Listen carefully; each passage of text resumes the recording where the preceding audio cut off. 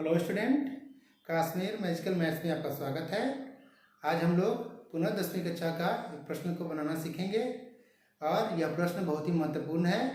10वीं कक्षा के छात्रों को उनकी वार्षिक परीक्षा में पूछे जाते हैं।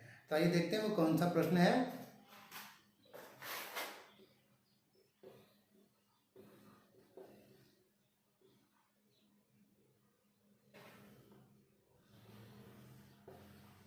दर्शाइए कि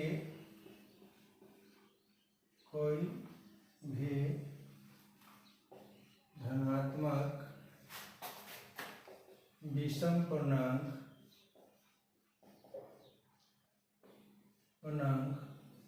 6³ + 1 6³ + 3 एवं 6³ + 5 के रूप का होता है।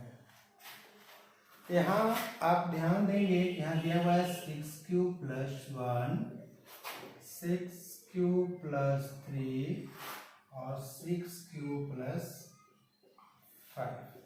ये चीज ध्यान देंगे। ये है क्या? ये जो दिया हुआ है, ये दिया हुआ है, ये जो है ये हमारा भाजक है, ये हमारा भागफल है और ये हमारा शेषफल है। देखेंगे कि जब हम लोग पढ़ते थे तो हम लोग को सर लोग सिखाते थे कि जब हम लोग भागा बनाकर सर को दिखाते थे तो क्या बोलते थे वो कि भागा आप अपना जो है भाग सही है या गलत है उसकी जांच आप स्वयं सेल्फ कर सकते हैं। कैसे करते थे? तो हम लोग को दिया जाता था इस तरह से, क्वेश्चन दे दिए तो 2 तिहाई 6 1 बचता था। अब इसको जब दिखाने जाते थे सर बोलते कि नहीं, अपना जांच सेल्फ कर लो। और इसके लिए उन्होंने हमें जो है फॉर्मूला दिया था कि भाज्य बराबर भाजक गुना भागफल और जोड़ शेषफल। तो इस फॉर्मूले पर बैठाने के लिए हमको जानना होता है कि इसमें कौन भाज्य है, कौन भाजक है और कौन भागफल है। तो आप जान लीजिए इसको हम लोग बोलते हैं भाजक, और ये जो है 7 इसको हम लोग बोलेंगे भाज्य, और यहाँ जो 3 है ये हमारा है भागफल और ये हमारा है शेषफल।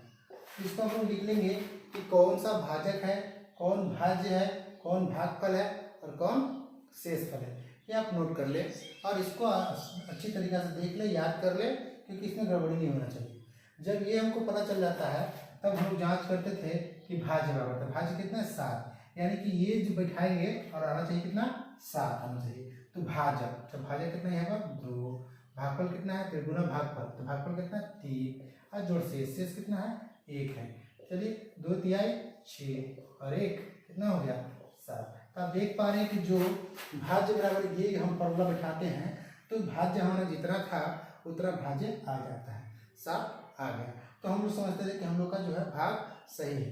तो यहाँ भी आप वही देखेंगे कि ठीक इसी प्रकार से जो है अगर ये इसके लिए हुआ, लेकिन अगर ऐसा दे दिया था कि कोई भी एक संख्या a है और इसमें भाग देना है हम लोग को 6 से, तो वो कह रहा है क्या होगा भागफल q और शेषफल कितना होगा r। तो इसको जब हम लोग सजा कर लिखेंगे तो क्या लिखेंगे कि भाजक भाज्य बराबर क्या लिखेंगे, भाज्य बराबर ये फॉर्मूला पर जब बैठाएंगे, इस फॉर्मूला बैठाएंगे तो भाज्य, तो भाज्य क्या है मेरा 6 है, a बराबर भाज्य कितना 6 गुना भागफल कितना q और शेषफल है r। तो यहाँ पर हो जाएगा 6q + r। अब यहाँ r है लेकिन यहाँ पर दिया है 1 2 3 जो भी दिया हुआ है, तो r क्यों दिया हुआ है यहाँ पर 1 2 3 दिया हुआ है r। अब जो है r इसलिए लिखा गया है कि यहाँ पर आप देखिएगा कि जब भी भाग लगाएंगे तो भाजक हमेशा शेषफल से बड़ा होता है। शेषफल से बड़ा कहने का मतलब अगर भाजक यहाँ पर 6 है तो शेषफल से बड़ा कब होगा? तो इस r बराबर क्या 0 आएगा, 1 आएगा, 2 आएगा, 3 आएगा, 4 आएगा और 5, इतना आ सकता है r बराबर, तभी तो ये बड़ा होगा, इतना आएगा। तो क्या होता है कि भाजक हमेशा शेषफल से बड़ा होता है, तो शेषफल क्या हो जाएगा 0 1 2 3 4 5 तक आएगा। तो यहाँ पर जो है 1 2 3 वो विषम संख्या के बारे में कहा था, इसलिए 1 3 5 लिखा है। इसमें और भी होंगे। तो देखते हैं हम लोग आगे कि यहाँ से क्या है, यहाँ पर 60 + 3 60 + 5 और 60 + 1 है, यानी कि भाजक गुना भागफल जोड़ शेषफल है। यहाँ पर जो है आपका भाज्य नहीं दिया है, तो वो भाज्य हम लोग मान लेंगे और इस प्रश्न को आगे बढ़ाएंगे। इसको अपन देख लेंगे ध्यान से।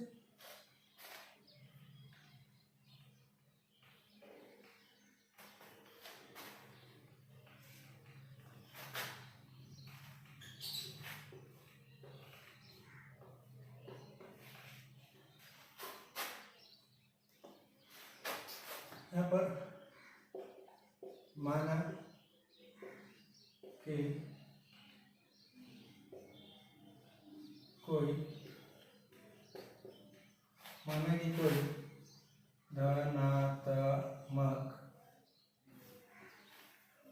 कि कोई धनात्मक विषम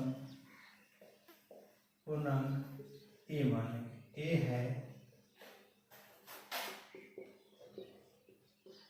जिसमें 6 से कितना हो रहा है, 6 से भाजक है ना, 6 से भाग देने पर भागफल Q तथा शेषफल R प्राप्त होता है। तो देख रहे हैं यह कह रहा है कि धनात्मक विषम पूर्णांक ए है जिसमें 6 से, तो जानिएगा कि वो हो गया भाजक। तो भाजक किसे कहते हैं कि जिसमें जो है भाग दिया जाए, तो क्या कहलाएगा, वो भाज्य कहलाएगा। और भाजक क्या है, जिससे भाग दिया जाए, यानी जिससे भाग देंगे वो क्या होगा, भाजक होगा। तो यहाँ पर देखेंगे, इसलिए किसमें भाग दिया जा रहा है, ए में, तो भाज्य के स्थान पर क्या हो जाएगा, ए हो जाएगा, क्योंकि जिसमें भाग देते हैं वो भाज्य होता है। हो गया। अब फॉर्मूला क्या कहता है, भाजक गुना भागफल, जिससे भाग दिया जाए, किससे भाग दिया जा रहा है, 6 से, यानी हो गया तुम्हारा क्या, हम लोगों का हो गया ये भाजक। अब गुना भागफल, भागफल में दिया हुआ है Q, तो गुना भागफल और जोड़ शेषफल। शेषफल क्या है, R। अब देखिए यहाँ पर जहाँ R जो है क्या हो जाएगा, 0 से बड़ा या बराबर R होगा, और R हमेशा जो है भाजक से छोटा होता है, और भाजक कितना है, 6। इसलिए R बराबर क्या क्या हो सकता है, R बराबर 0 हो सकता है, 1 हो सकता है, 2 हो सकता है, 3 हो सकता है, 4 और 5, क्योंकि भाजक से शेषफल जो है छोटा होगा, इसलिए 5 तक होगा। अब जब ऐसा हो गया तो देखेंगे कि जब R बराबर 0, तो ये बराबर क्या होगा, 6Q + R है ना, तो R के स्थान पर क्या रखना है, R के स्थान पर 0, तो यहाँ पर 0 जोड़े क्या हो जाएगा, 6Q हो जाएगा। उसी प्रकार R बराबर 1 रहेगा, तो A बराबर क्या होगा, 6Q + R के स्थान पर 1 हो गया। इस बार R बराबर 2 रहेगा, तो A बराबर 6Q + 2, R बराबर 3, तो A बराबर 6Q + 3, R बराबर 4, तो A बराबर 6Q + 4, R बराबर 5, तो A बराबर 6Q + 5। अब जो है ये हमारा इतना सारा आ गया, और इन्हीं में से ये क्या बोला है कि 60 + 1, 60 + 3 और 60 + 5 क्या होता है, वो धनात्मक विषम पूर्णांक जो है इस रूप का होता है। किस रूप का, 60 + 1, 60 + 3 और 60 + 5, इसमें धनात्मक। तो 60 + 1, 60 + 3 और 60 + 5 धनात्मक है, धनात्मक विषम पूर्णांक है। ये कैसे जानेंगे, तो हम लोग यहाँ देखते हैं कि यहाँ 6 है, तो इसमें जब हम 2 से भाग लगाते हैं, ये पूरा भाग लग जाएगा। यहाँ पर देखिए 6 में 2 से पूरा भाग लगेगा, लेकिन इसमें नहीं लगेगा, दोनों में लगना चाहिए। जब भाग लगाते हैं तो दोनों के साथ लगाना, इस तरह आता है, तो इसमें भी इसमें नहीं लगेगा। तो ये जिसमें 2 से भाग नहीं लगा, तो ये क्या होगा, विषम पूर्णांक हुआ। उसी प्रकार यहाँ भी देखते हैं कि 60 + 2 है, तो इसमें 2 से भाग लगाएंगे, या 2 से, दोनों में 2 से भाग लग जा रहा है, ये सम हो गया। यहाँ भी 2 से लगाइए, तो 2 3 6, लेकिन 3 में भाग लगेगा, 3 में भाग नहीं लगेगा।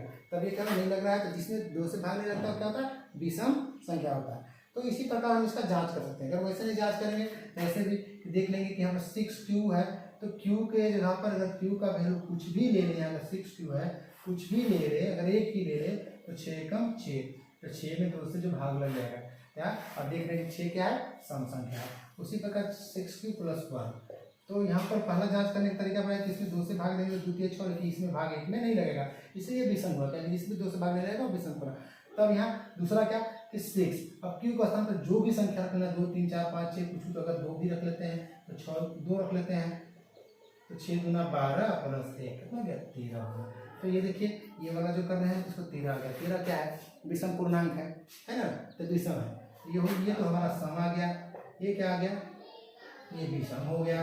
उसी प्रकार यहाँ भी देख लेंगे तो 2 3 6 2 कम 2 लग जा रहा है, यानी कि क्या हो जाएगा, सम हो जाएगा। अगर ये कोई भी रख लेते हैं संख्या 5 ही रख लेते हैं, 5 6 35 और 2 32, क्या हो गया, सम संख्या हो गया ये। इसी प्रकार हम इसको जांच कर लेंगे। यहाँ पे देखिए 2 3 6 लेकिन 2 को इसमें भाग नहीं लगेगा, तो क्या होगा, विषम होगा।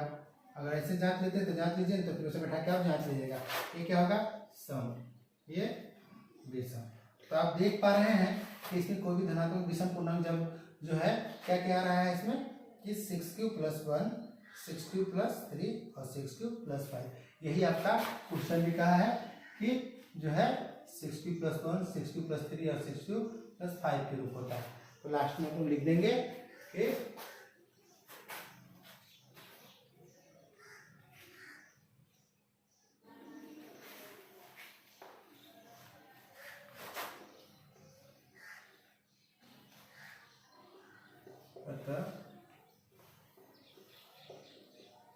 कोई भी धनात्मक विषम पूर्णांक 6³ + 1, 6³ + 3 एवं 6³ + 5 के रूप का होता है। तो आप लोग इसको जो है स्क्रीनशॉट ले लेंगे, नोट्स तैयार कर लेंगे। तो आपने देखा कि यह बनाना कितना आसान है और आपके परीक्षा में हर एक वर्ष पूछा जाता है, इसलिए इसका प्रैक्टिस कर लीजिएगा। और हम इस तरह का क्वेश्चन लेके मिलेंगे अगले क्लास में। धन्यवाद।